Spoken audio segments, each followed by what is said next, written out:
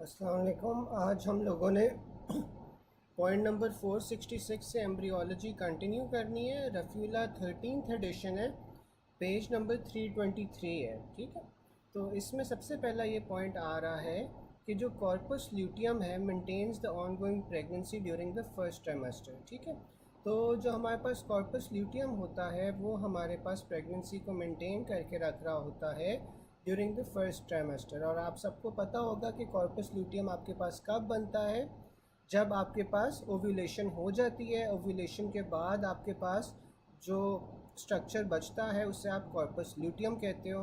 अब जो corpus luteum है ना, that is stimulated by HCG. ठीक है, जो कॉर्पस ल्यूटियम होता है वो एचसीजी से स्टिमुलेट हो रहा होता है और इससे आपके पास estradiol which is a form of estrogen, साथ में आपके पास प्रोजेस्ट्रॉन और साथ में इनहिबिन ए, ये तीन हार्मोन्स जो से आपके पास रिलीज़ हो रहे होते हैं फ्रॉम द कॉर्पस ल्यूटियम। ठीक है, इसमें से अब जो आपके पास प्रोजेस्ट्रॉन है ना, प्रोजेस्ट्रॉन आपके पास ऑन गोइंग प्रेगनेंसी को सपोर्ट कर रहा होता है ड्यूरिंग द फर्स्ट ट्राइमेस्टर। ठीक है, फिर हमारे पास आ जाता है the corpus luteum and hormone secreted by it support the ongoing pregnancy initially for the first 9 weeks. ठीक है, तो जो पहले 9 वीक्स होते हैं उसके अंदर आपके पास कॉर्पस ल्यूटियम और कॉर्पस ल्यूटियम से जो हार्मोन्स निकल रहे होते हैं स्पेसिफिकली प्रोजेस्ट्रॉन, ठीक है, वो आपके पास जो सा है ना प्रेगनेंसी को सपोर्ट कर रहा होता है ड्यूरिंग द फर्स्ट ट्राइमेस्टर या इनिशियल 9 वीक्स के दौरान आपके पास प्रोजेस्ट्रॉन जो सा है वो प्रेगनेंसी को सपोर्ट कर रहा होता है। फिर आपके पास सेकंड और थर्ड ट्राइमेस्टर्स आ जाते हैं। जो सेकंड और थर्ड ट्राइमेस्टर्स हैं इसके अंदर आपके पास प्रोजेस्ट्रॉन फिर कहाँ से बनना शुरू हो जाता है, फिर प्लेसेंटा से बनना शुरू हो जाता है। ठीक है, तो इनिशियल जो आपके पास फर्स्ट ट्राइमेस्टर होता है उसमें जो प्रोजेस्ट्रॉन बन रहा है वो कॉर्पस ल्यूटियम से बन रहा है which is supporting the pregnancy. Second और थर्ड ट्राइमेस्टर के अंदर आपके पास जो प्रोजेस्ट्रॉन है that is being form by the placenta which is supporting the pregnancy. जो ईस्ट्रोजन है वो आपके पास किस तरह बनता है, जो ईस्ट्रोजन है वो आपके पास फीटल एड्रीनल ग्लैंड और प्लेसेंटा के दरमियान में जो इंटरप्ले हो रहा होता है उसके वजह से आपके पास फिर ईस्ट्रोजन बनता है। जो फर्स्ट ट्राइमेस्टर था, फर्स्ट ट्राइमेस्टर में ईस्ट्राडायोल आपके पास कॉर्पस ल्यूटियम से बन रहा था। ठीक है, फिर आपके पास आ जाता है विच of the following will prevent involution of corpus luteum. तो आपके पास जो HCG होता है ना, HCG आपके पास कॉर्पस ल्यूटियम के इन्वोल्यूशन को प्रिवेंट कर रहा होता है, या इस तरह भी कह सकते हैं कि कॉर्पस ल्यूटियम को स्टिमुलेट कर रहा होता है।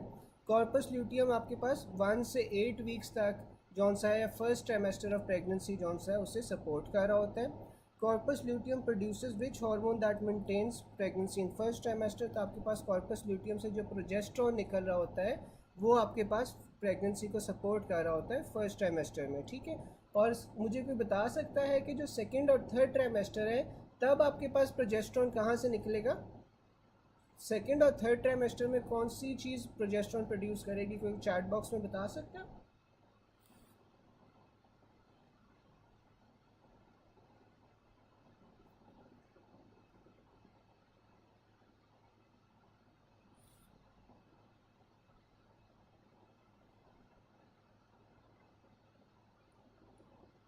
चैट बॉक्स में बता सकता है? बिल्कुल, प्लेसेंटा। ठीक है, तो जो सेकंड और थर्ड ट्राइमेस्टर है ना, सेकंड और थर्ड ट्राइमेस्टर के अंदर आपके पास जो प्रेगनेंसी को चीज़ सपोर्ट करती है वो आपके पास प्रोजेस्ट्रॉन होता है which is being form by the placenta. और जो बीटा HCG है वो आपके पास कॉर्पस ल्यूटियम को प्रिजर्व करके रखता है। कॉर्पस ल्यूटियम से हमने पढ़ा था कि 3 हार्मोन्स निकलते हैं, कौन कौन से? ईस्ट्रोजन, ईस्ट्रोजन का भी कौन सा फॉर्म होता है? वो ईस्ट्राडायोल होती है, साथ में प्रोजेस्ट्रॉन होती है और इनहिबिन ए होता है। जबकि जो लास्ट 7 मंथ्स ऑफ प्रेगनेंसी है वो आपके पास प्लेसेंटा से मेंटेन हो रहा होता है, प्लेसेंटा आपके पास प्रोजेस्ट्रॉन सिक्रीट कर रही होती है। Source of estrogen and progesterone last trimester में आपके पास प्लेसेंटा होगा। In late mid pregnancy estrogen progesterone आपके पास प्लेसेंटा से बनते हैं। अब जो टर्शरी विलस है, टर्शरी विलस में आपके पास क्या होता है? फीटल वेसल्स होती हैं। अच्छा, ये क्वेश्चन भी अक्सर आता है, आप में से मुझे कोई बता सकता है कि जो प्राइमरी, सेकेंडरी और टर्शरी विलस होता है उनमें क्या डिफरेंसेस होते हैं? सबसे पहले आप में से मुझे कोई बता सकता है कि जो प्राइमरी विलस होता है वो किससे बन रहा होता है? प्राइमरी विलस किससे बन रहा होता है? बिल्कुल, डॉक्टर मासूमा ने फर्दर एलाबोरेट कर दिया कि प्लेसेंटा की जो आपके पास सिंसिटिव ट्रोफोब्लास्ट वाली लेयर होती है वो आपके पास प्रोजेस्टेरॉन बना रही होती है। ये हम अभी आगे जाके पढ़ेंगे प्लेसेंटा के पार्ट्स ना, तो फिर हमें फर्दर पता चल जाएगा।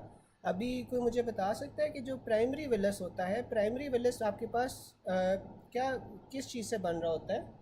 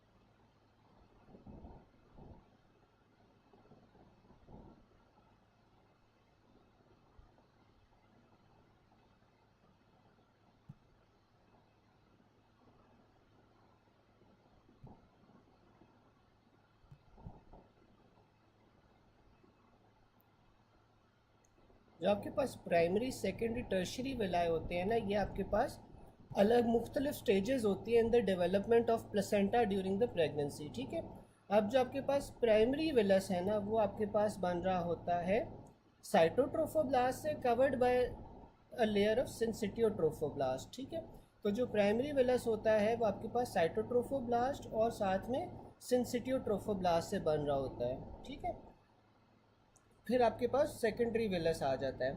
अब सेकेंडरी विलस में एक एडिशनल चीज़ आ जाती है जो कि आपके पास एक्स्ट्रा एम्ब्रियोनिक मीजोडर्म होता है।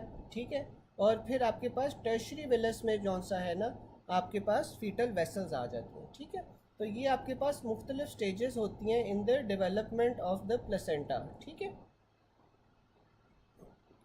फिर आपके पास आ जाता है, बिल्कुल बिल्कुल ठीक है डॉक्टर मोहम्मद, आपको समझ आ गई अब कि आपके पास ना जो ये विलाए होते हैं ना, विलाए की 3 स्टेजेस होती हैं डेवलपमेंट की प्लेसेंटा की। ठीक है, तो जो प्राइमरी विलस होगा, प्राइमरी विलस में आपके पास साइटोट्रोफोब्लास्ट और सिंसिटियोट्रोफोब्लास्ट आ जाती हैं। अब ये जो साइटोट्रोफोब्लास्ट और सिंसिटियोट्रोफोब्लास्ट है ना, ये बेसिकली आपके पास जो प्लेसेंटा होती है, प्लेसेंटा की ही लेयर्स होती हैं। ठीक है, उससे हम ये कहते हैं। फिर आपके पास सेकेंडरी विलस के अंदर इसके अंदर मीजोडर्म आ जाता है, और फिर मीजोडर्म डिफ्रेंशिएट करके जब आपके पास ब्लड वेसल्स बना देता है तो फिर आप उसे टर्शरी विलस कहते हो। ठीक है, फिर हमारे पास आ जाता है कि हम कहाँ पे थे, हाँ, obliteration of uterine cavity occurs due to the fusion of decidua parietalis and decidua capsularis। ठीक है, तो जो आपके पास यूट्राइन कैविटी की ऑल्बिट्रेशन हो रही होती है वो आपके पास डेसिडुआ पैरेटालिस और कैप्सुलारिस की फ्यूजन से हो रही होती है। इन मिड ट्राइमेस्टर आपके पास आरबीसी जौन सा वो लिवर से प्रोड्यूस हो रहे होते हैं। हमने पढ़ा था इसका mnemonic young liver synthesises blood. ठीक है, तो इसमें आपके पास जो लिवर है वो आपके पास मिड ट्राइमेस्टर में आरबीसी प्रोड्यूस कर रहे होते हैं। बीटा एचसीजी का फंक्शन क्या होता है, तो अभी हमने ऊपर पढ़ा है कि जो बीटा एचसीजी है वो आपके पास कॉर्पस ल्यूटियम की प्रेजर्वेशन करवाती है। Function of beta HCG in early pregnancy क्या होता है कि वो कॉर्पस ल्यूटियम को मेंटेन करके रखती है। जो बीटा एचसीजी है वो साथ में आपके पास फॉलिकल्स की मैचुरेशन भी करवा रही होती है फीमेल फीटस में। ठीक है, आपको पता है कि जो फॉलिकल्स होते हैं वो पहले प्राइमोडियल फॉलिकल होता है, फिर प्राइमरी फॉलिकल होता है, सेकेंडरी फॉलिकल होता है, टर्शरी फॉलिकल होता है। तो ये जो फॉलिकल्स की मैचुरेशन है ना, ये भी आपके पास बीटा एचसीजी करवा रही होती है। मॉलिकुलर वेट आगे उसने बताया हुआ है बीटा एचसीजी का, वो 35 से 40 होता है। और प्रेगनेंसी कंफर्म करने के लिए ना आपने यूरिन के अंदर बीटा एचसीजी चेक करनी है। अच्छा, मुझे कोई इसकी टाइम ड्यूरेशन बता सकता है कि प्रेगनेंसी में आप किस टाइम ड्यूरेशन के अंदर ब्लड में बीटा एचसीजी चेक करोगे और किस टाइम ड्यूरेशन के अंदर आप यूरिन के अंदर बीटा एचसीजी चेक करोगे? डेसिडुआज आगे आते हैं ना तो मैं एक्सप्लेन कर दूंगा, आगे आएंगे डेसिडुआज तो मैं एक्सप्लेन कर दूंगा। अभी मुझे कोई बता सकता है कि जो आपके पास बीटा एचसीजी है ये प्रेगनेंसी में किस टाइम पे आपको ब्लड में मिलेगी और किस टाइम पे आपको यूरिन में मिलेगी? ठीक है, 14 डेज़ के अंदर आपको यूरिन में मिलेगी और उससे पहले पहले आपको फिर ये ब्लड में मिलेगी। ठीक है,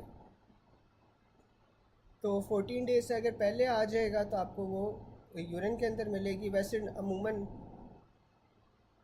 हाँ, ये 7 डेज़ नहीं होता, ये ना अप्रॉक्सीमेटली आपके पास 10 डेज़ होते हैं। ठीक है, 10 डेज़ से पहले पहले ना आपको ब्लड में मिलती है, 10 डेज़ के बाद आपको जो सा है ना वो यूरिन में मिलती है।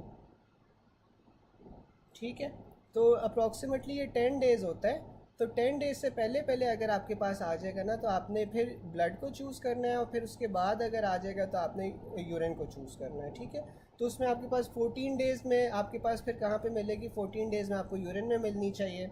7 डेज़ में आपको कहाँ पे मिलेगी? 7 डेज़ में आपको ब्लड में मिलेगी। ठीक है, तो इस तरह आप याद रख सकते हो। फिर आपके पास आ जाता है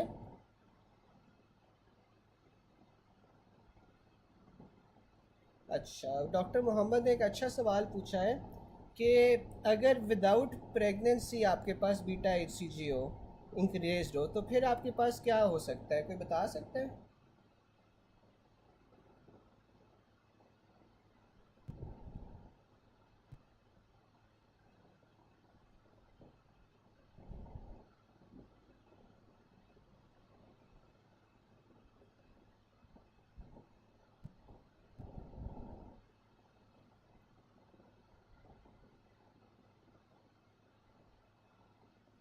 हमने पढ़ा था कि ट्रोफोब्लास्टिक डिजीज़ेज़ आप लोगों ने पढ़ी हुई हैं, जो हाइडेटिफॉर्म मोल होता है उसके अंदर आपको, या मोलर प्रेगनेंसी होती है, याद है? उसमें भी आपके पास क्या होता है? मोलर प्रेगनेंसी में भी आपके पास जो एच सी जी के लेवल्स होते हैं वो बड़े होते हैं।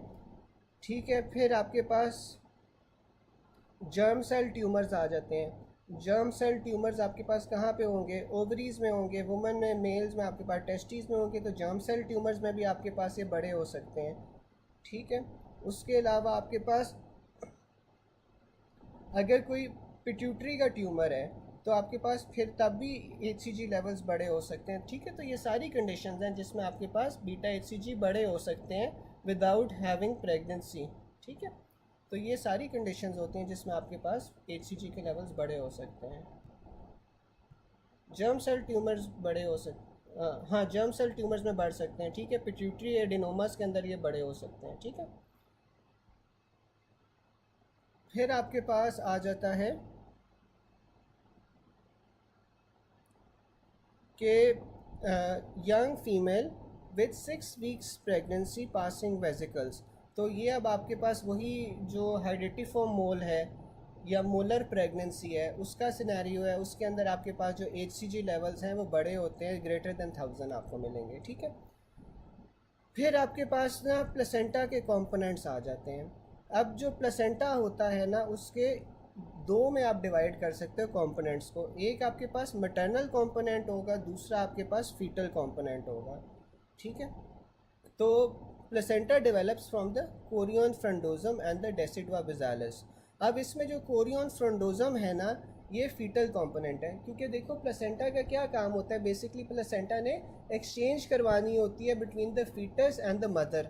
तो अब जो प्लेसेंटा है ना ये एक मैटरनल कंपोनेंट से बना होगा, एक ये फीटल कंपोनेंट से बना होगा। ठीक है, तो दोनों कंपोनेंट्स मिला के आपके पास ये प्लेसेंटा बनता है।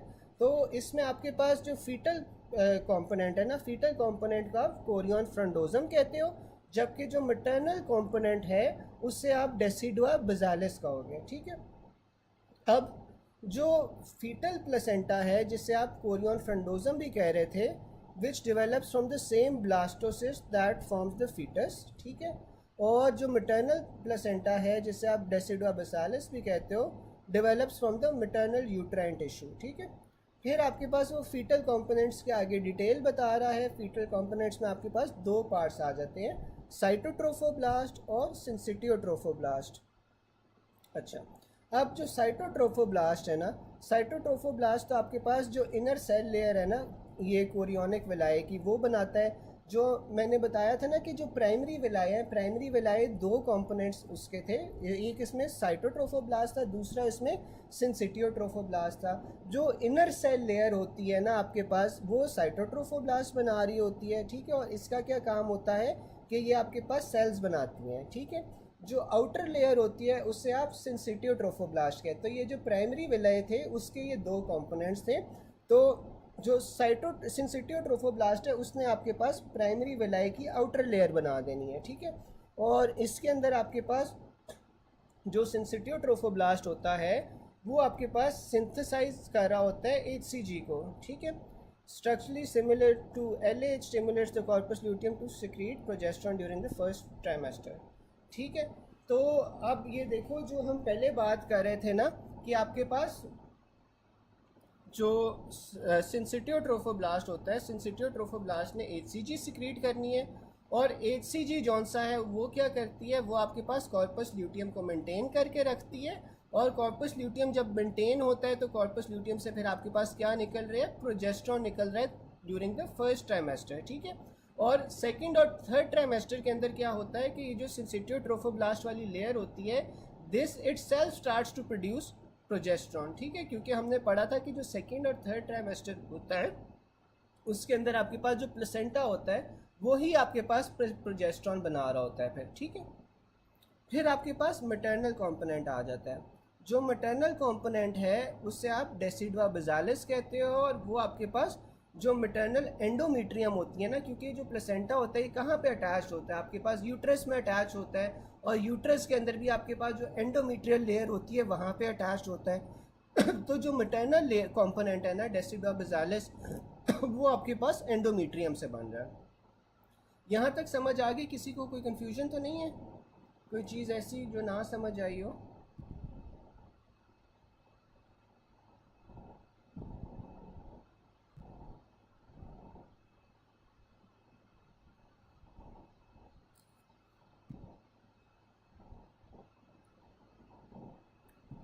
अच्छा, अब ना मैं आपको थोड़ा सा डेसिडुआस का बता देता हूँ कि डेसिडुआस क्या होते हैं, ठीक है। अब जो डेसिडुआस है ना, ये आपके पास स्पेशलाइज्ड एंडोमेट्रियल लाइनिंग होती है यूट्रस की, ठीक है, जो कि प्रेगनेंसी में बन रही होती है। अब ये जो डेसिडुआस है ना, ये आपके पास तीन डिस्टिंक्ट लेयर्स के अंदर आपके पास डिवाइड हो जाते हैं, ठीक है। एक आपके पास होती है डेसिडुआ बेसालिस, ठीक है। जो डेसिडुआ बेसालिस होती है वो आपके पास कहाँ पे होती है, beneath the implantation of the embryo, ठीक है। जहाँ पे आपके पास एम्ब्रियो इम्प्लांट हुआ हुआ है ना, उसके जो इमीडिएटली नीचे वाली लेयर होगी उससे आप डेसिडुआ बेसालिस कहते हो। और यही डेसिडुआ बेसालिस कौन सी है, फिर आपके पास ये मैटरनल कंपोनेंट बना रही होती है प्लेसेंटा का, ठीक है। इसका काम क्या होता है, ये आपके पास प्लेसेंटा को एंकर करके रखती है, ठीक है, विद द एंडोमेट्रियम। और यहाँ पे आपके पास न्यूट्रिएंट्स और गैस की एक्सचेंज हो रही होती है, ठीक है। फिर आपके पास डेसिडुआ कैप्सुलैरिस आ जाता है। जो डेसिडुआ कैप्सुलैरिस है ना, वो आपके पास लेयर होती है विच सराउंड्स द इम्प्लांटेड एम्ब्रियो, ठीक है। तो जो डेसिडुआ कैप्सुलैरिस होगी वो आपके पास जो एम्ब्रियो इम्प्लांट हो गया है उससे ये सराउंड करती है और उसे एनकैप्सुलेट कर देती है, ठीक है। और इसके अंदर ही आपको एम्ब्रियो भी मिलेगा, इसके अंदर आपको एमनियोटिक सैक भी मिलेगा, ठीक है। जैसे जैसे आपके पास प्रेगनेंसी प्रोग्रेस करती है, आपके पास जो एमनियोटिक सैक होता है वो एक्सपैंड करता है, और जो डेसिडुआ कैप्सुलैरिस होती है वो स्ट्रेच होएगी और साथ में वो फ्यूज़ कर जाएगी विद द डेसिडुआ पेराटालिस, ठीक है। डेसिडुआ पेराटालिस उससे भी बाहर वाली लेयर है, ठीक है। तो आपके पास जिस तरह जो एम्ब्रियो ग्रो कर रहा है, आपके पास एमनियोटिक जो कैविटी है वो भी एक्सपैंड होगी, वो एक्सपैंड होगी जो, तो जो डेसिडुआ कैप्सुलैरिस है वो अगली लेयर जो डेसिडुआ पेराटालिस की थी उसके साथ ये फ्यूज़ कर जाएगी। फिर आपके पास तीसरी लेयर डेसिडुआ पेराटालिस की आ जाती है। जो डेसिडुआ पेराटालिस है ना, ये आपके पास सबसे बाहर वाली लेयर होती है, और ये आपके पास डायरेक्टली कौन सा है वो इम्प्लांटेशन के अंदर इन्वॉल्व नहीं होती, ठीक है। ये आपके पास वैसे स्ट्रक्चर को सपोर्ट कर रही होती है प्रेगनेंसी के अंदर, ठीक है। और ये आपके पास फिर फ्यूज़ कर जाती है डेसिडुआ कैप्सुलैरिस के साथ, ठीक है। समझ आ गई सबको? किसी को कोई कन्फ्यूजन तो नहीं है अभी?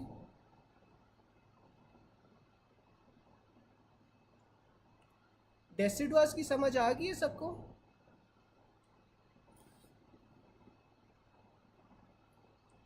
तो अब देखो जो सबसे अंदर वाली लेयर थी वो डेसिडुआ बेजालिस थी।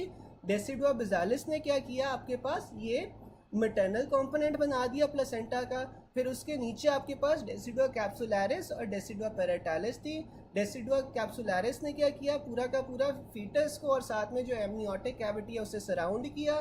जैसे आपके पास फीटस की ग्रोथ होती जाती है तो आपके पास जो डेसिडुआ पेराटालिस और कैप्सुलैरिस है वो आपस में फिर फ्यूज़ कर जाती हैं।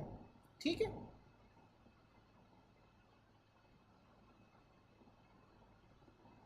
यार ये डेसिडुआस जॉनसन है, ये आपके पास रफ़ीउल्लाह के अंदर तो नहीं है। तो इस तरह है कि मैं, अगर मुझे इसकी कोई डायग्राम मिलती है तो then I will send it to you.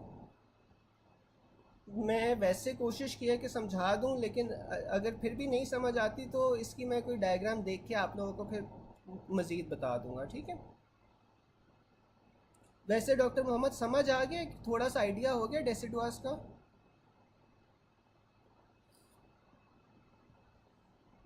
अच्छा, फिर अगला आ रहा है कि जो HCG है वो लेट प्रेगनेंसी में आपके पास किससे प्रोड्यूस होता है, वो आपके पास सिंसिटिव ट्रोफोब्लास्ट से प्रोड्यूस हो रहा था, साथ में फीटल एंडोथीलियम से प्रोड्यूस होता है।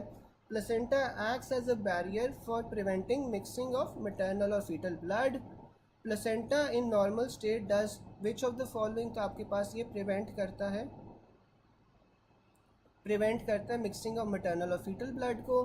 What is the fetal component of placenta providing most of the nutrition and gas exchange possible? तो आपको पता है कि ये जो फीटल कंपोनेंट है जो कि न्यूट्रिशन और गैस एक्सचेंज प्रोवाइड कर रहा है, यहाँ पे ना आपके पास यार ये सिंसिटिव ट्रोफोब्लास्ट होगा। ठीक है, ये साइटोट्रोफोब्लास्ट नहीं होगा, ये सिंसिटिव ट्रोफोब्लास्ट होगा। ठीक है, फिर during last trimester separation of mother and foetus. ठीक है, तो आखिरी ट्राइमेस्टर के अंदर आपके पास जो मदर और फीटस की सेपरेशन होती है वो किस तरह होती है, आपके पास फीटल एंडोथीलियम और सिंसिटिव ट्रोफोब्लास्ट जो है ना ये आपस में सेपरेट कर रहे होते हैं। हाँ हाँ डॉक्टर मोहम्मद, मैं आपको समझा दूंगा। ऑल्बिट्रेशन हमने कहाँ पे पढ़ा था,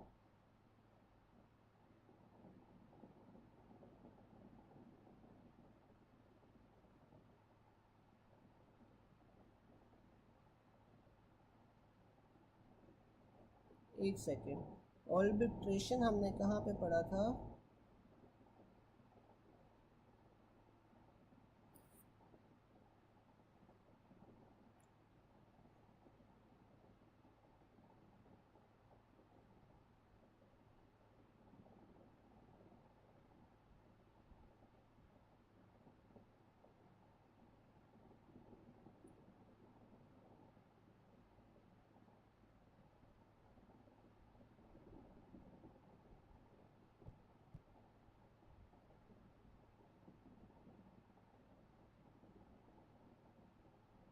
ऑल्बिट्रेशन का वैसे तो ये मतलब होता है कि जौन सा ना ख़त्म होना, कोई भी स्ट्रक्चर जब ख़त्म हो रहा होता है उससे ऑल्बिट्रेशन कहते हैं। ठीक है, फिर आपके पास जो न्यूट्रिशन और गैस एक्सचेंज है ना वो उसमें आपके पास सिंसिटिव ट्रोफोब्लास्ट ही होता है, साइटोट्रोफोब्लास्ट नहीं होता।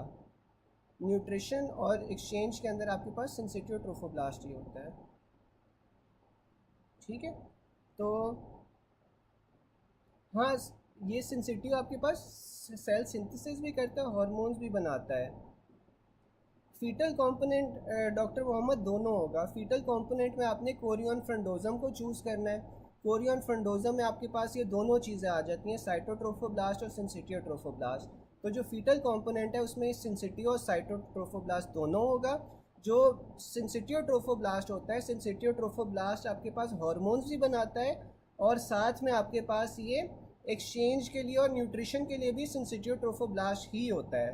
ठीक है, जो साइटोट्रोफोब्लास्ट होता है वो बस आपके पास इनर जो सेल्स है वो बना रहा होता है। ठीक है, वो एक्सचेंज में डायरेक्टली या न्यूट्रिशन में डायरेक्टली इन्वॉल्व नहीं होता। जो सिंसिटिव ट्रोफोब्लास्ट हैं वही आपके पास डायरेक्टली इन्वॉल्व हो रहे होते हैं, क्योंकि देखो जो आपके पास एक्सचेंज कहाँ से होनी है, साइटोट्रोफोब्लास्ट पर इनर सेल लेयर बना रहा होता है। ठीक है, क्योंकि देखो आपके पास एक्सचेंज कहाँ से होती है, एक्सचेंज आपके पास हमेशा जो बाहर वाली लेयर होती है, बाहर वाली लेयर से होती है ना। तो सेकंड मुझे ना देखने तो मैं आपको कोई डायग्राम्स भी इसमें दिखा देता हूँ जिससे आपको फर्दर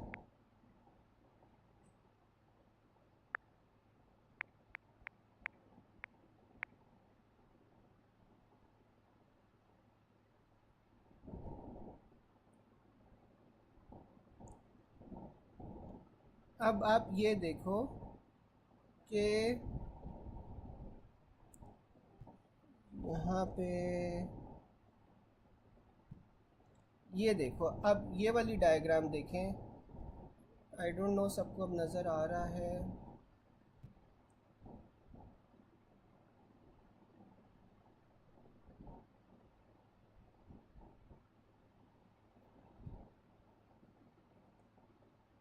यार अभी ना नज़र नहीं आ रहा सही तरह। मैं आपको ना ये है कि मीट वाले सेशन के अंदर ना, मीट वाले सेशन के अंदर आपको फिर जौन सा है ना ये दोबारा से बता दूंगा, ठीक है? आपको मीट वाले सेशन, हाँ हाँ, इसका आंसर साइटोट्रोफोब्लास्ट और सिंसिटियोट्रोफोब्लास्ट दोनों होगा। जो अगर आप लोगों को अभी कुछ नहीं समझ आ रहा ना कि एक्सचेंज कहाँ पे हो रही है, न्यूट्रिशन कहाँ पे हो रही है, मैं आपको मीट वाले सेशन में बता दूंगा। यहाँ पे ना डायग्राम दिखाना थोड़ा सा मुश्किल है, तो मैं आपको मीट वाले सेशन के अंदर अभी बता देता हूँ, ठीक है?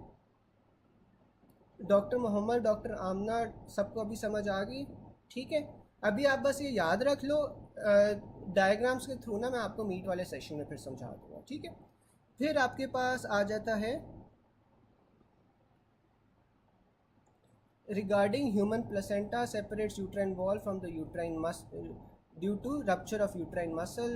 At 20 weeks placenta acts as a strict barrier. क्यों एज अ बैरियर एक्ट कर रहा है? क्योंकि इसमें आपके पास सेंसिटिव ट्रोफोब्लास्ट, कनेक्टिव टिश्यू और एंडोथीलियम तीनों कंपोनेंट्स प्रेजेंट हैं, तो इस वजह से ये आपके पास फिर एज अ बैरियर एक्ट करता है, ठीक है? फिर आपके पास ना कुछ टर्म्स आ जाती हैं आगे कि a pregnant lady presents with lower abdominal pain on ultrasound placenta attaches to the myometrium, लेकिन उसे पेनेट्रेट नहीं कर रहा। तो ये आपके पास क्या है? प्लेसेंटा अक्रीटा। सबसे पहले ना प्लेसेंटा प्रीविया देख लेते हैं। प्लेसेंटा प्रीविया क्या होता है?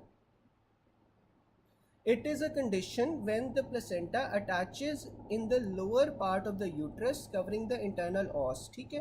तो प्लेसेंटा प्रीविया में क्या हो रहा होता है कि प्लेसेंटा प्रीविया के अंदर जो आपके पास यूट्रस है ना, उसने इंटरनल ऑस को कवर कर दिया है, ठीक है?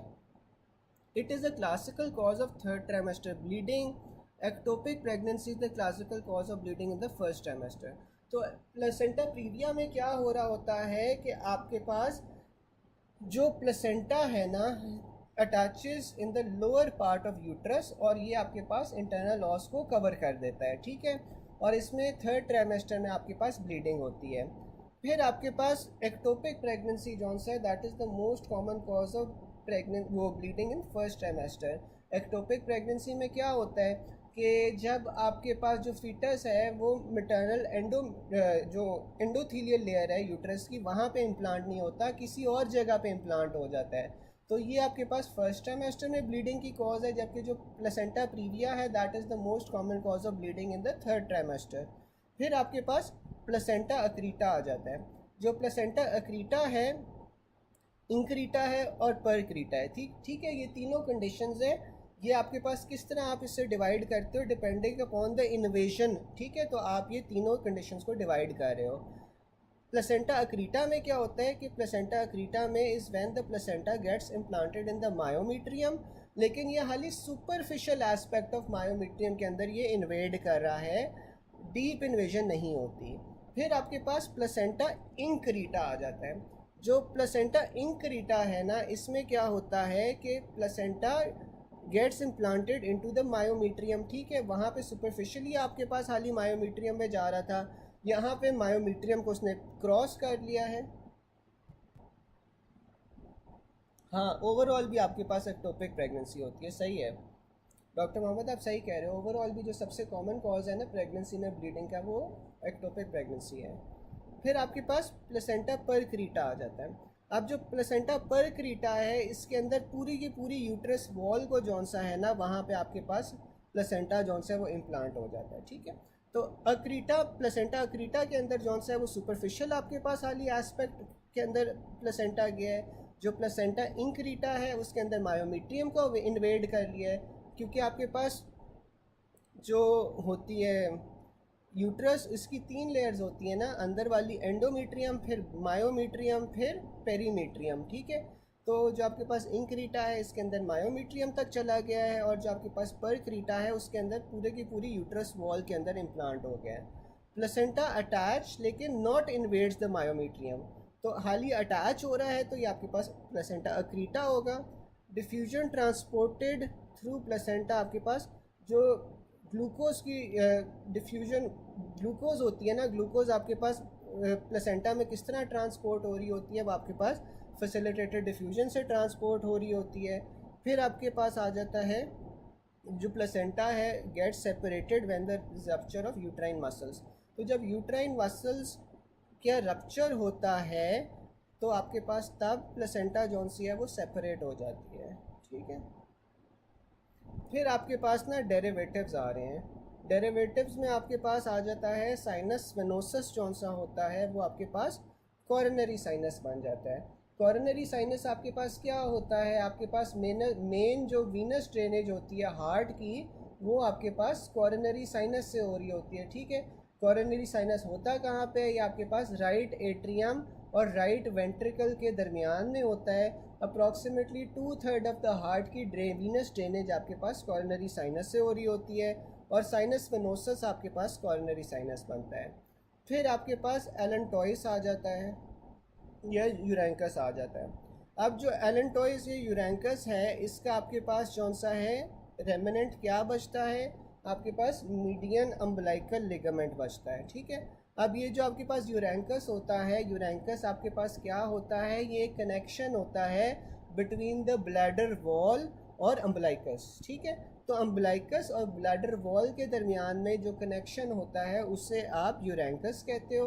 अब ये जो यूरैंकस है ना ये ऑल्बिटरेट हो जाता है, ठीक है, वरना अगर ये ऑल्बिटरेट ना हो तो फिर क्या होगा, जाहिर है आपके फिर जो ब्लैडर फुल होगा तो फिर आप का जो यूरिन है वो आपके अम्बलाइकस से आना शुरू हो जाएगा, ठीक है। तो इसीलिए ये ऑल्बिटरेट कर जाता है, और ऑल्बिटरेशन के बाद जो स्ट्रक्चर बचता है उससे आप मीडियन अम्बलाइकल लिगामेंट कहते हैं, ठीक है। फिर आपके पास डक्टस आर्टरियोसस आ जाता है। जो डक्टस आर्टरियोसस है वो लिगामेंटम आर्टरियोसम में कन्वर्ट हो जाएगा या उसका रेमिनेंट बच जाएगा। डक्टस वेनोसस का रेमिनेंट आपके पास लिगामेंटम वेनोसम आता है। फिर आपके पास जो left horn of sinus venosus होता है, जो left horn of sinus venosus होगा वो कॉर्नरी साइनस बनाएगा। कॉर्नरी साइनस मैंने आपको बताया था कि ये वीनस ड्रेनेज करवाता है हार्ट की। फिर आपके पास फोरामेन ओवेल आ जाता है। जो फोरामेन ओवेल है वो आपके पास फॉसा ओवेलिस बनता है। नोटोकॉर्ड जौन सा है वो आपके पास उसका रेमिनेंट आपके पास न्यूक्लियस पल्पोसस होता है। नोटोकॉर्ड हमने कहाँ पे पढ़ा था, हमने मीजोडर्म के अंदर पढ़ा था ना कि नोटोकॉर्ड होता है, और ये जौन सा है फिर न्यूक्लियस पल्पोसस बना देता है। जो न्यूक्लियस पल्पोसस होता है वो वर्टिब्रास के दरमियान में कुशन के तौर पे एक्ट करता है। फिर आपके पास अम्बलाइकल आर्टरीज़ आ जाती हैं। जो अम्बलाइकल आर्टरीज़ हैं वो आपके पास मीडियल अम्बलाइकल लिगामेंट बनाएंगी, ठीक है। जो ऊपर हमने पढ़ा था वो मीडियन अम्बलाइकल लिगामेंट था। अम्बलाइकल आर्टरीज कौन सी होती हैं वो मैं फिर से बता देता हूँ। आपके पास जो मीडियल अम्बलाइकल लिगामेंट है वो अम्बलाइकल आर्टरी से बन रहा है, जबकि जो आपके पास अम्बलाइकल वेन है इससे आपके पास लिगामेंटम टीरीज बनता है, ठीक है। अम्बलाइकल वेन से आपके पास लिगामेंटम टीरीज बनता है, और लिगामेंटम टीरीज आपके पास ना जो फैल्सीफॉर्म लिगामेंट है ना उसी की एक्सटेंशन होती है। फैल्सीफॉर्म लिगामेंट लिवर में कहाँ पे होता है, लिवर में आपके पास जो राइट और लेफ्ट लोब्स को आपस में डिवाइड कर रहा होता है उससे आप फैल्सीफॉर्म लिगामेंट कहते हो। और फैल्सीफॉर्म के लिगामेंट की अगर आप देखो ना नीचे एक एक्सटेंशन होती है, उस एक्सटेंशन को आप जौन सा है लिगामेंटम टीरीज कहते हो, ठीक है। और नॉर्मली जो आप डाइज वगैरह डालते हो ना लिवर के अंदर टू टेस्ट द लिवर, वो आप ये लिगामेंटम टीरीज में डाल रहे होते हो, ठीक है। अच्छा, अब आप लोग कह रहे थे पहला वाला रिपीट करने को, तो पहला वाला जौन सा है ना आपके पास ये है कि जो एलेंटॉइस या यूरैंकस होता है ना, यूरैंकस आपके पास क्या होता है, ये आपके पास एक कनेक्शन होता है between the bladder and the umbilicus, ठीक है। ब्लैडर और अम्बलाइकस के दरमियान में ये एक कनेक्शन होता है, ठीक है। अब ये जो कनेक्शन है ज़ाहिर है ये ऑल्बिटरेट कर जाता है। अगर ये ऑल्बिटरेट नहीं करेगा तो फिर आपके पास क्या होगा, जब ब्लैडर फुल होगा तो फिर आपके पास अम्बलाइकस से यूरिन आना चाहिए, ठीक है। अगर ये ऑल्बिटरेट नहीं करेगा, पेटेंट रहेगा, तो फिर आपके पास क्या होगा, क्योंकि ये ब्लैडर और अम्बलाइकस का कनेक्शन है, तो फिर आपके पास जब ब्लैडर फुल हो जाएगा तो वह आपके पास अम्बलाइकस से यूरिन आएगा, इसीलिए ये ऑल्बिटरेट हो जाता है। और ऑल्बिटरेट होने के बाद जो स्ट्रक्चर इसका पीछे बच जाता है ना, वो आपके पास मीडियन अम्बलाइकल लिगामेंट होता है, ठीक है। उससे आप फिर मीडियन अम्बलाइकल लिगामेंट कहते हो, ठीक है। अभी भी अगर आप बेली बटन को हाथ लगाओ तो आपके ब्लैडर पे सेंसेशंस फील होती हैं, ठीक है। वो आपके पास एक रेमिनेंट होता है जो कि मीडियन अम्बलाइकल लिगामेंट होता है, जो कनेक्ट कर रहा होता है, ठीक है। ये वाली आपको बात समझ आ गई।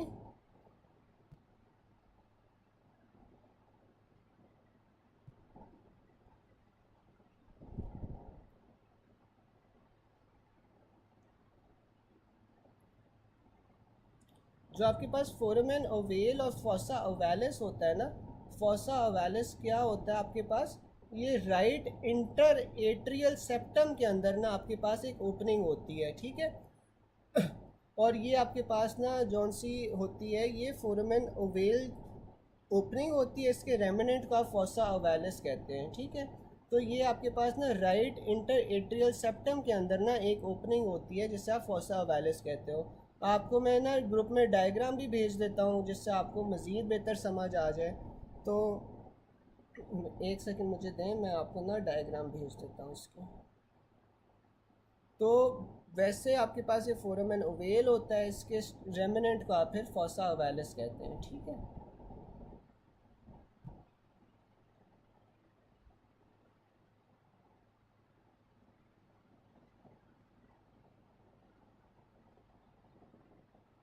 जी जी बिल्कुल, ये आपके पास सारे रेमिनेंट्स हैं जो मिडल वाले टेबल में लिखे हुए हैं ना, ये सारे आपके पास रेमिनेंट्स हैं।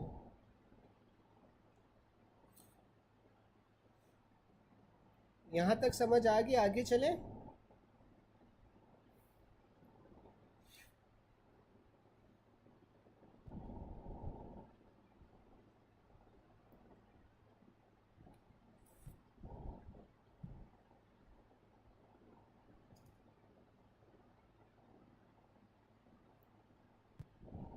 चलें, फिर आपके पास आ जाता है इन अडल्ट्स जो मीडियल अम्बलाइकल लिगामेंट होता है। मीडियल अम्बलाइकल लिगामेंट किसका डेरिवेटिव था, यूरैंकस का। फिर मीडियन एम्बलाइकल लिगामेंट, वही सारा कुछ आ गया। अब ये देखो, वो बता रहा है कि अगर आपके पास जो पेटेंट ल्यूमेन बच जाए आपके पास एलेंटोइस का, तो आपके पास क्या बनाता है, यूरेंकल फिस्टुला बनाएगा, ठीक है। अगर ये आपके पास जो ल्यूमन है एलेंटोइस का, वो आपके पास पेटेंट बच जाए तो आपके पास ये यूरेंकल फिस्टुला बनाएगा। अब यूरेंकल फिस्टुला में क्या होगा, वही होगा ना कि आपके पास अम्बलाइकस से फिर यूरिन आना शुरू हो जाएगा, ठीक है।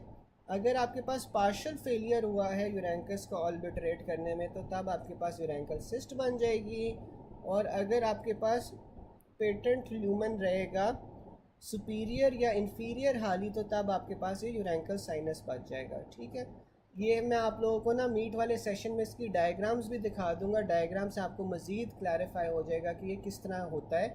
लेकिन अभी के लिए आप ये बस याद कर लो कि आपके पास अगर टोटल फेलियर है तो तब फिस्टुला होगा, अगर पार्शियल फेलियर है तो सिस्ट होगी, अगर सुपीरियर या इंफीरियरली हाली पेटेंट है तो तब आपके पास साइनस बनेगा, ठीक है। इसकी मैं आपको डायग्राम दिखा दूँगा। फिर आगे वो कह रहा है कि urine comes out of the umbilicus of neonates due to urachal fistula का। अब ये वही बात कर रहा है कि अगर यूरिन आपके पास अम्बलाइकस से आ रहा है तो इसका क्या मतलब है कि आपके पास पेटेंट है urachus. Round ligament of liver आपके पास अम्बलाइकल वेन का रेमिनेंट होता है। फिर at which week Doppler can detect umbilical artery flow on ultrasound. तो डॉपलर आप करवाते हो, क्यों करवाते हो, आपने अम्बलाइकल आर्टरी का फ़्लो देखना होता है, ठीक है। क्योंकि जो अम्बलाइकल आर्टरी है ये आपके पास न्यूट्रिशन वगैरह प्रोवाइड करती है फीटस को। तो अम्बलाइकल आर्टरी का फ़्लो आप जौन सा है वो 8 वीक्स के ऊपर देखते हो। Changes that occur after birth, तो आपके पास जो डक्टस आर्टरियोसस है वो आपके पास लिगामेंटम आर्टरियोजम में बदल जाता है। अच्छा, मुझे कोई बता सकता है कि जो लिगामेंटम आर्टरियोजम होता है ये किन दो चीज़ों के दरमियान में कनेक्शन होता है, लिगामेंटम आर्टरियोजम किन दो चीज़ों के दरमियान में कनेक्शन होगा।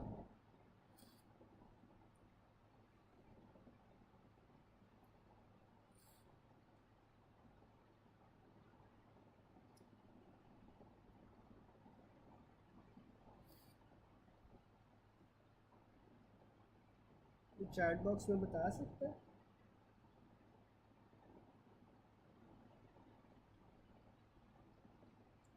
गाइज ये तो बड़ा बेसिक सा सवाल है, ये तो आपको आना चाहिए।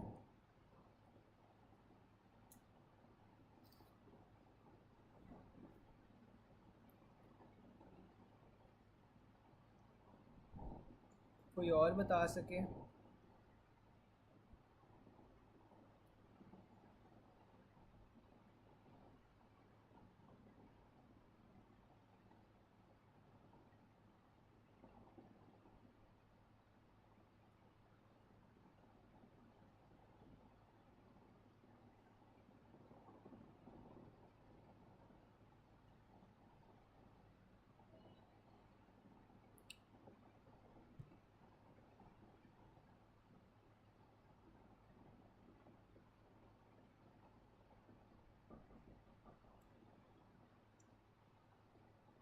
जो आपके पास ये लिगामेंटम आर्टरियोजम होता है ना, ये आपके पास पल्मनरी सर्कुलेशन और साथ में आर्च ऑफ अयोटा के दरमियान में ना, पल्मनरी वेसल्स और आर्च ऑफ अयोटा के दरमियान में जो है ना, ये आपके पास कनेक्शन होता है, ठीक है। ये जो आपके पास लिगामेंटम आर्टरियोजम है ना, ये आपके पास एक रेमिनेंट होता है ऑफ डक्टस आर्टरियोसस, और जो डक्टस आर्टरियोसस है वो आपके पास कनेक्शन होता है बिटवीन द पल्मनरी वास्कुलेचर और अयोटिक आर्च। ये आपके पास क्यों ज़रूरी होता है? क्योंकि बच्चों के अंदर ना आपके पास लंग्स जौन सा है वो डेवलप नहीं हो पाते या डेवलप नहीं हो पाते, तो तब आपके पास ना, जब लंग्स नहीं सही तरह डेवलप हुए तो तब आपके पास ये कनेक्शन ज़रूरी हो जाता है, ठीक है। ये तब आपके पास कनेक्शन ज़रूरी हो जाता है। अडल्ट्स में या बच्चा जब पैदा हो जाता है तो तब तक आपके लंग्स मैच्योर हो जाते हैं, तो तब ये आपके पास जौन सा है ना, इसका रेमिनेंट विच इज़ वो रेमिनेंट आपके पास बच जाता है विच इज़ लिगामेंटम आर्टरियोजम, ठीक है। तो इसका रेमिनेंट आपके पास लिगामेंटम आर्टरियोजम होता है। अब एक कंडीशन होती है जिसे आप पेटेंट डक्टस आर्टरियोसिस कहते हो। पेटेंट डक्टस आर्टरियोसिस में क्या होता है? बिल्कुल, पल्मोनरी ट्रंक और आर्च ऑफ अयोटा के दरमियान में होता है। अच्छा, अब पेटेंट डक्टस आर्टरियोसिस में क्या होता है कि आपके पास ये जो कनेक्शन है ये क्लोज नहीं हो पाता, ठीक है। ये आपके पास कनेक्शन क्लोज नहीं होगा तो फिर आपके पास पेटेंट डक्टस आर्टरियोसिस हो जाएगा, ठीक है। अब ये बाईपास तब तक तो ज़रूरी था जब तक आपके पास लंग्स मैच्योर नहीं किए थे, लेकिन अगर आपके पास अब लंग्स मैच्योर कर गए हैं तो ये बाईपास जौन सा है ये आपके पास नुकसानदेह हो सकता है, ठीक है। तो फिर आप पेटेंट डक्टस आर्टरियोसिस को बंद करने के लिए क्या देते हो? कोई मुझे बता सकता है? पीडीए को बंद करने के लिए आप कौन सी मेडिसिन दोगे?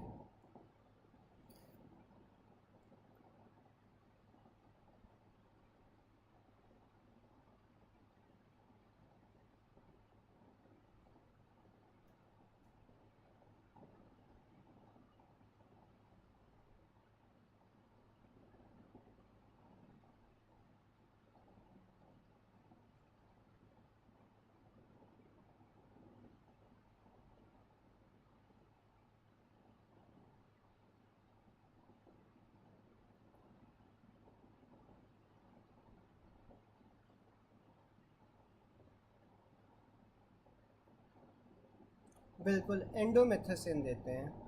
नहीं नहीं, प्रोस्टाग्लैंडिन्स नहीं देते, एंडोमेथसिन देते हैं। जो एंडोमेथसिन है उसका क्या काम होता है कि ये प्रोस्टाग्लैंडिन की सिंथेसिस को इनहिबिट करती है, ठीक है।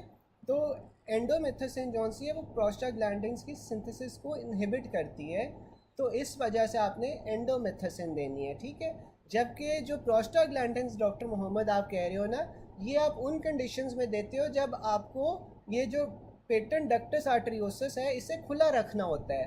कोई ऐसी कंडीशन हो जिसमें ये पीडीए को खुला रखना हो तो तब आप जौन सा है ना उसमें प्रोस्टाग्लैंडिन्स देते हैं, ठीक है। लेकिन बंद करने के लिए आप जौन सा है, आप बंद करने के लिए आप जौन सा है वो एंडोमेथसिन दोगे, ठीक है। बिल्कुल डॉक्टर मासूमा सही कह रही हैं। फिर आपके पास आ जाता है कि newborn with jaundice have to study upon his liver. डाई आपने कहाँ पे इंजेक्ट करनी है? आपने लिगामेंटम टीरीज के अंदर इंजेक्ट करनी है। Free margin of falciform ligament में आपके पास लिगामेंटम टीरीज होता है, ये मैंने आपको बताया था। फिर आपके पास लेफ्ट अम्बिलिकल वेन का रेमिनेंट जौन सा होता है वो लिगामेंटम टीरीज होती है। Ligamentum teres is obliterated umbilical vein. फिर आपके पास जो free margin of falciform ligament है इसमें लिगामेंटम टीरीज होता है। Free border of falciform contains the round ligament या लिगामेंटम टीरीज, एक ही चीज़ है। आगे आपके पास ना वही आ रहा है सारा कुछ, मेरा नहीं ख्याल से कुछ नया है। इसमें जो एपिफिजियल प्लेट होती है, एपिफिजियल प्लेट क्या होती है, आपके पास बोन्स के एंड पे होती है जहाँ पे आपके पास बोन ग्रो कर रही होती है, जहाँ पे उसकी एपोजिशनल ग्रोथ होती है बोन्स की।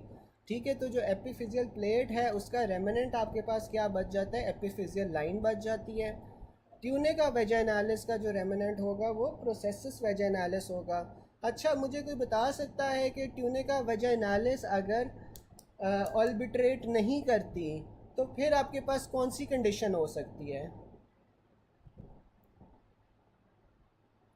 ट्यूनिका वेजाइनालिस अगर आपके पास अगर ऑल्बिट्रेट नहीं करती तो फिर आपके पास क्या होता है?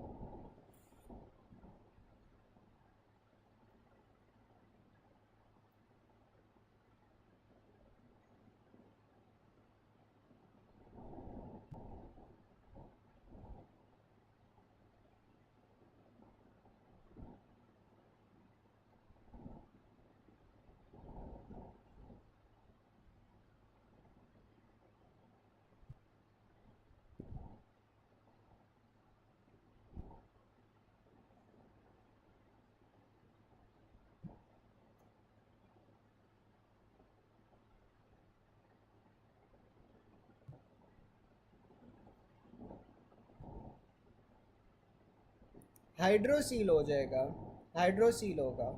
ठीक है, क्योंकि ये जो आपके पास हाइड्रोसील होगा।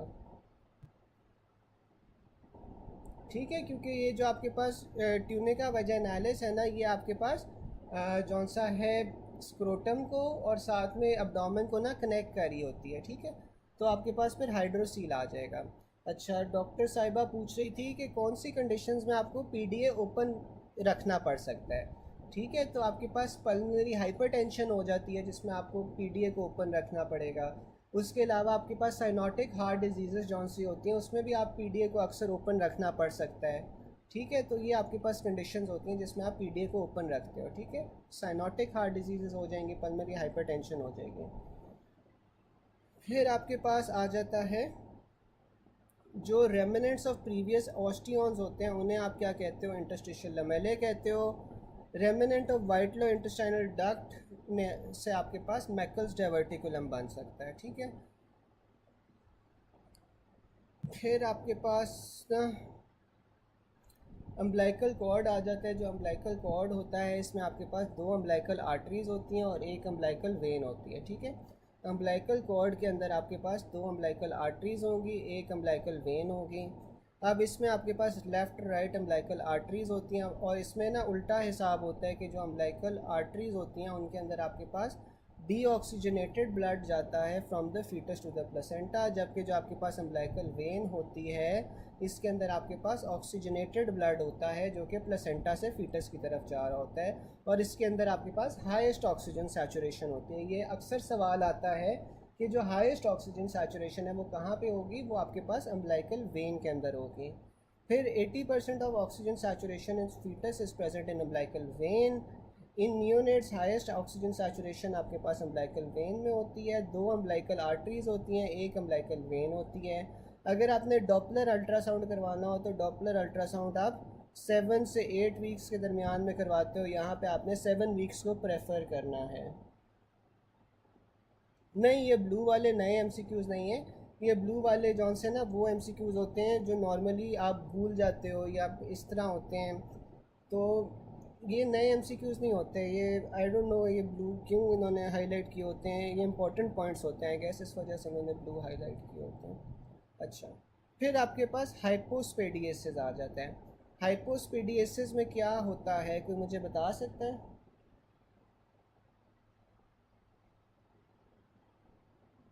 कौन सा वाला पॉइंट?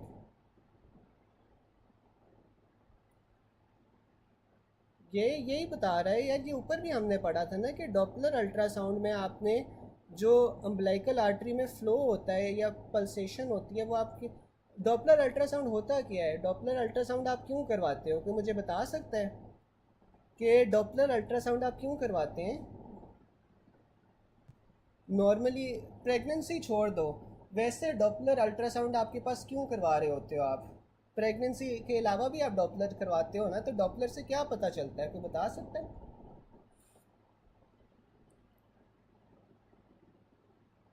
ठीक है, मैं वो भी रिपीट कर देता हूँ। डीवीटी में करवाते हैं और किन कंडीशंस में करवाते हैं?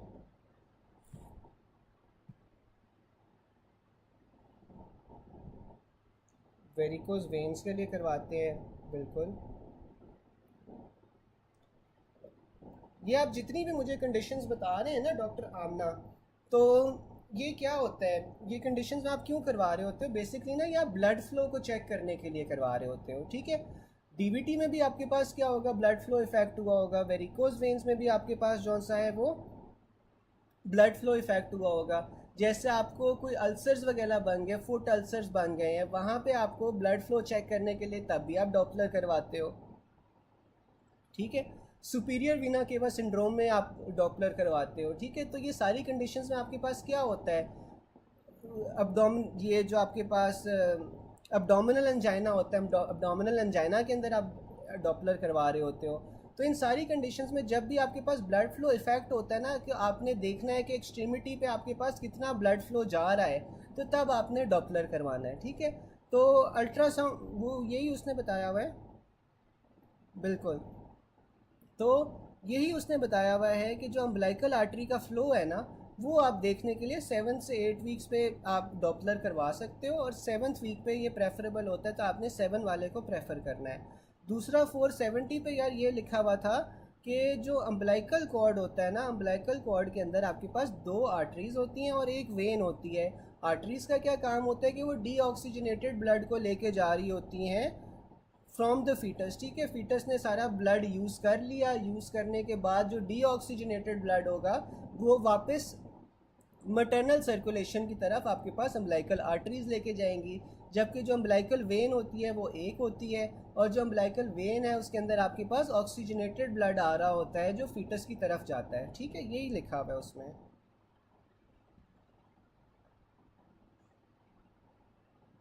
ठीक है। फिर आपके पास ना हाइपोस्पेडियसिस आ जाता है। अब हाइपोस्पेडियसिस में क्या होता है कि इंफीरियर सरफेस के ऊपर आपके पास कोई पीनस की डिफेक्ट हो जाता है। पीनस की इंफीरियर सरफेस पर डिफेक्ट कब होता है? जब आपके पास यूरोजेनिटल फोल्ड्स में डिफेक्ट होगा, ठीक है। यानी कि फोल्डिंग सही तरह नहीं हो पाई, फोल्डिंग जब सही तरह नहीं हो पाएगी तो नीचे की तरफ आपके पास एक डिफेक्ट रह जाएगा जिससे आप हाइपोस्पेडियसिस कहते हैं, ठीक है। और ये जो फिर आपके पास इंफीरियर सरफेस होती है वहाँ से यूरिन आना शुरू हो जाता है। फिर आपके पास यूरोजेनिटल साइनस आ जाता है। जो यूरोजेनिटल साइनस होता है वहाँ से आपके पास क्या चीज़ें बन रही होती हैं? आपके पास ब्लैडर बन रहा होता है, प्रोस्टेट और यूरेथ्रा बन रहा होता है। फिर आपके पास जेनिटल रिजेस आ जाते हैं। जेनिटल रिजेस से हमने कल भी पढ़ा था कि यहाँ से आपके पास टेस्टिस और ओवरीज आ रही होती हैं। फिर आपके पास जेनिटल फोल्ड्स आ जाते हैं। जेनिटल फोल्ड से आपके पास लेबिया माइनोरा आ रहा होता है, वेंट्रल एस्पेक्ट ऑफ पीनस आ रहा होता है।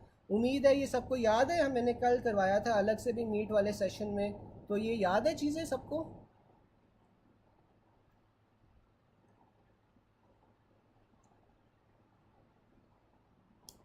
चले, फिर आपके पास ना यूरोजेनिटल साइनस कौन सा होता है? यूरोजेनिटल साइनस आपके पास डिवाइड हुआ होता है अपर और लोअर पार्ट्स में बाय द क्लोएका, ठीक है। यूरोजेनिटल साइनस अपर और लोअर पार्ट्स में डिवाइड हो रहा होता है by the cloaca. Prostate marker release, तो प्रोस्टेट का मार्कर कौन सा है वो आपने सैंपल कहाँ से लेना है? प्रोस्टेट मार्कर का सैंपल आपने यूरोजेनिटल साइनस से लेना है। A patient with well developed breast and secondary sexual characteristics, लेकिन उससे प्राइमरी एमेनोरिया है, तो ये आपके पास क्या है? जेनिटल रिज एबनॉर्मेलिटी है। जेनिटल रिजेस से आपके पास क्या बनना था? जेनिटल रिजेस से आपके पास ओवरीज बननी थी। अब ओवरीज अगर नहीं बनेंगी तो आपके पास प्राइमरी एमेनोरिया हो जाएगा, ठीक है। फिर आपके पास जो ट्राइगोन आपका ब्लैडर का है, ट्राइगोन ऑफ द ब्लैडर आपके पास मीजोनेफ्रिक डक्ट से बनता है। और जो आपके पास बाकी पूरा का पूरा ब्लैडर होता है वो यूरोजेनिटल साइनस से बनता है। यूरोजेनिटल साइनस से आपके पास क्या क्या स्ट्रक्चर्स बन रहे थे? तो मुझे बता सकता है कि यूरोजेनिटल साइनस से क्या क्या स्ट्रक्चर्स बनते हैं?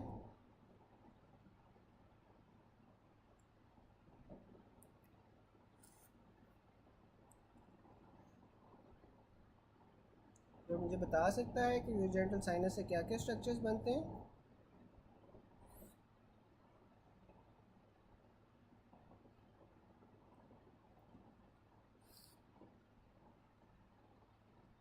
ब्लैडर और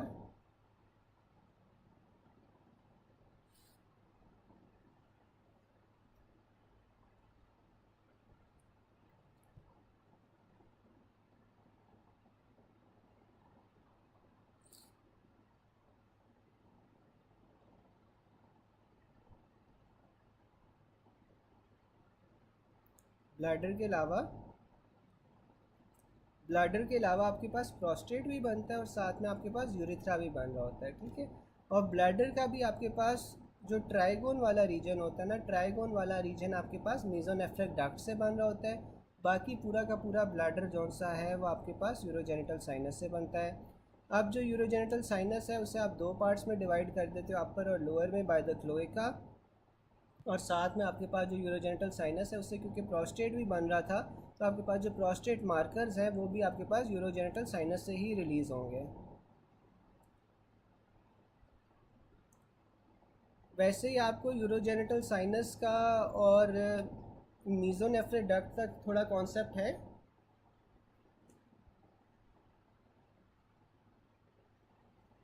आपको ये यूरोजेनिटल साइनस का और ये मीजोनेफ्रिक डक्ट का कॉन्सेप्ट है थोड़ा सा, या ये भी करवा दूँ मीट वाले सेशन में?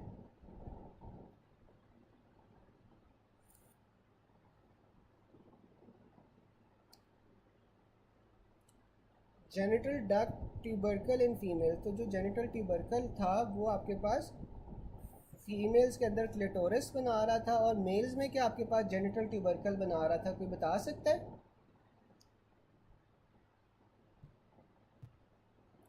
जो आपके पास मेल्स में जेनिटल ट्यूबरकल क्या बना रहा था?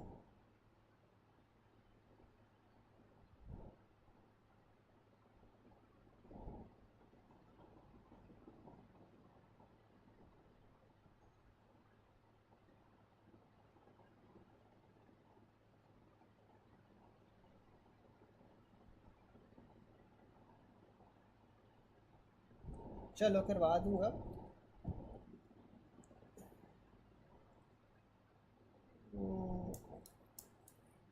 हाँ हाँ, ये करेक्ट कर लो। अगर ये कहीं पे लिखा हुआ है ना, अगर ये कहीं पे लिखा हुआ है कि आपके पास यूरोजेनिटल साइनस से आपके पास ट्राइगोन नहीं बनता, ट्राइगोन जो सा है वो मीजोनेफ्रिक डक्ट से बनता है।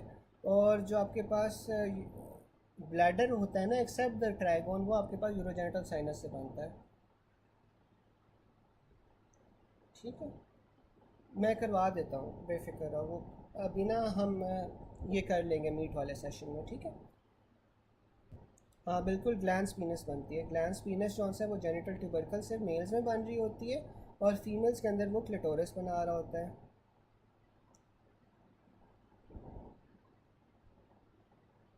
अब जो ट्राइगोन ऑफ यूरिनरी ब्लैडर है, इसके अंदर आपके पास यूरिटेरिक ओरिफिसेस होती हैं और साथ में ओब्लीक स्लिट्स होती हैं, ठीक है। अब ये ओब्लीक स्लिट्स होती हैं, इसी वजह से ये ट्रायंगुलर शेप होता है ना। ट्रायंगुलर शेप ट्राइगोन इसी वजह से होता है क्योंकि इसमें आपके पास ओब्लीक स्लिट्स होती हैं।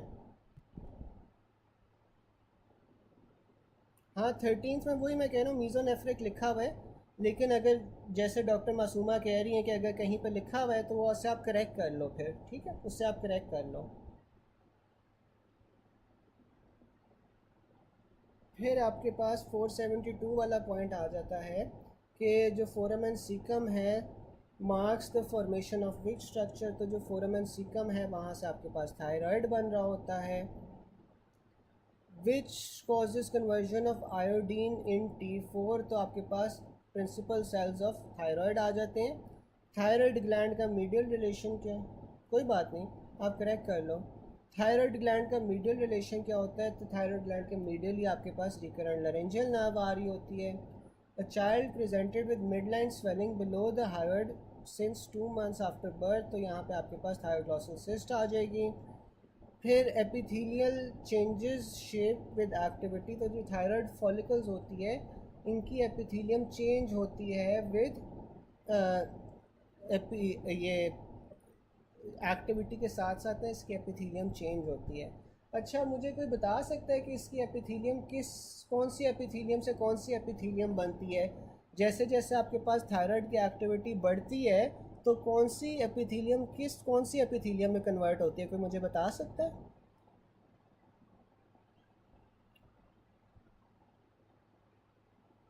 जैसे जैसे आपके पास थायराइड की एपिथेलियम चेंज होती है तो आपके पास कन्वर्जन कौन सी एपिथेलियम से कौन सी एपिथेलियम पे होती है? बिल्कुल, डॉक्टर मासूमा सही कह रही हैं, सिंपल स्क्वेमस से आपके पास क्यूबॉइडल एपिथेलियम हो जाती है। ठीक है, फिर आपके पास आ जाता है थायराइड हार्मोन पैकिंग, आपके पास गोल्जी कॉम्प्लेक्स से होती है। Relation of superior thyroid artery जौन सी होती है lies in front of the isthmus of the thyroid, तो आपके पास थायराइड का जो इस्थमस होता है वो सेंटर में होता है, इसके आगे जौन से आपके पास सुपीरियर थायराइड आर्टरी होती है। Which structures lies posterior lateral to the thyroid, तो आपके पास कैरोटिड आर्टरी होती है जो पोस्टीरियर लैटरल होती है। फोरम एंड सीकम से आपके पास थायराइड बन रहा होता है।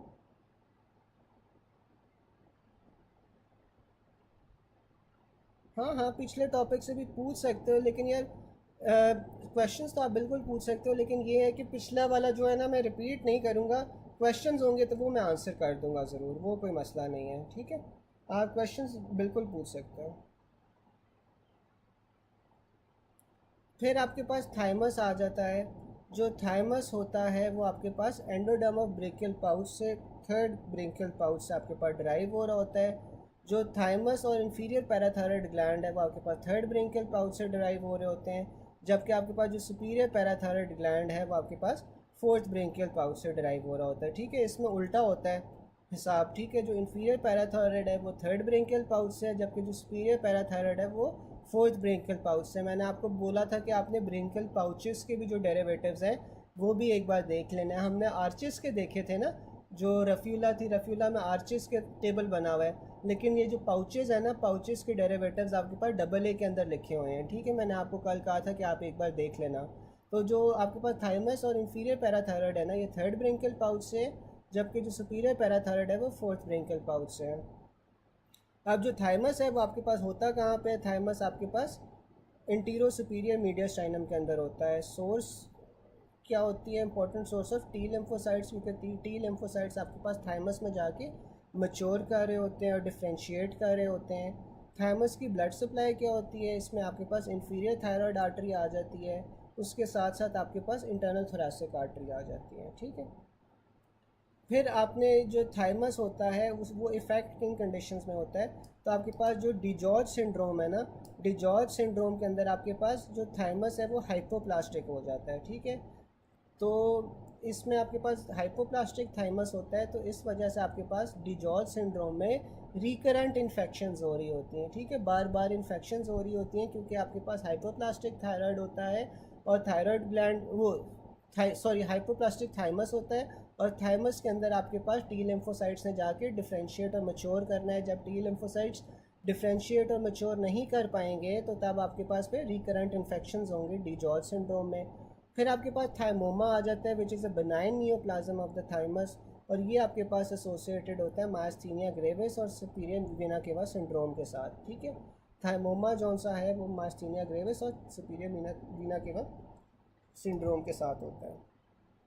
थाइमस में आपके पास लिम्फेटिक नोड्यूल्स नहीं होते, लिम्फोसाइट्स में रिच होता है। विच इज़ लोबुलेटेड लिम्फोइड ऑर्गन, तो आपके पास थाइमस होता है। अबाउट टी लिम्फोसाइट्स आपके पास मैच्योर करते हैं थाइमस में after birth. Cells differentiate in thymus to become cytotoxic cells, it differentiated into helper as well as cytotoxic C. तो आपके पास जो थाइमस होता है ना, थाइमस के अंदर आपके पास जो टी लिम्फोसाइट्स मैच्योर करते हैं और डिफ्रेंशिएट करते हैं इनटू साइटोटॉक्सिक टी सेल्स और साथ में हेल्पर टी सेल्स, दोनों में आपके पास डिफ्रेंशिएट कर रहे होते हैं। थर्ड फेरेंजियल पाउच से आपके पास थाइमस निकलता है और साथ में आपके पास इन्फीरियर पैराथायरॉयड ग्लैंड निकलता है। जबकि फोर्थ के अंदर आपके पास सुपीरियर पैराथायरॉयड ग्लैंड था। ठीक है।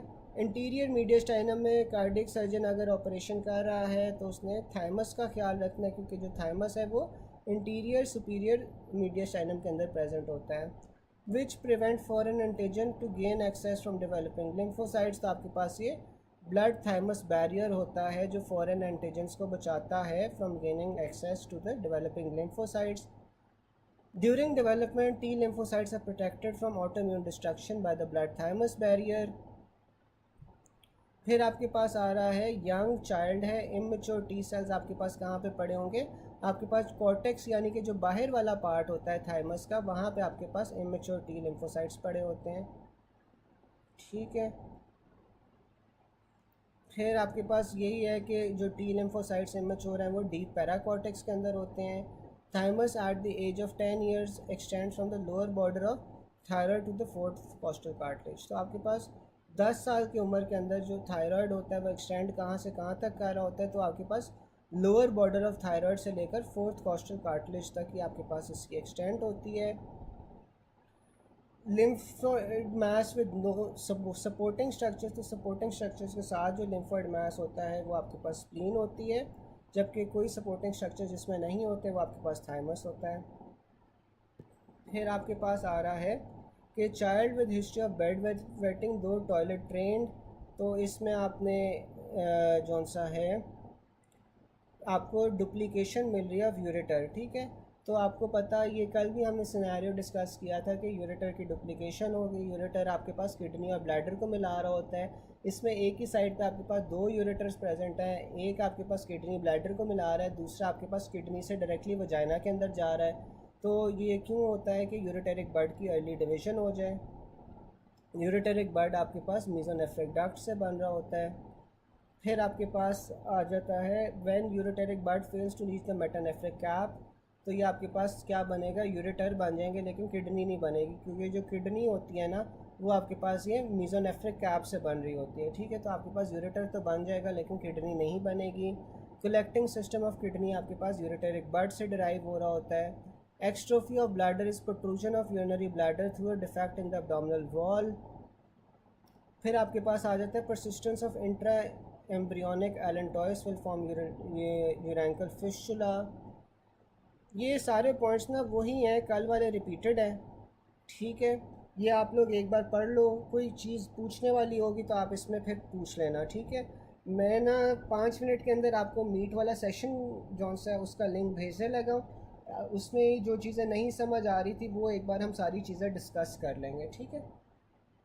चलें, अल्लाह हाफिज़।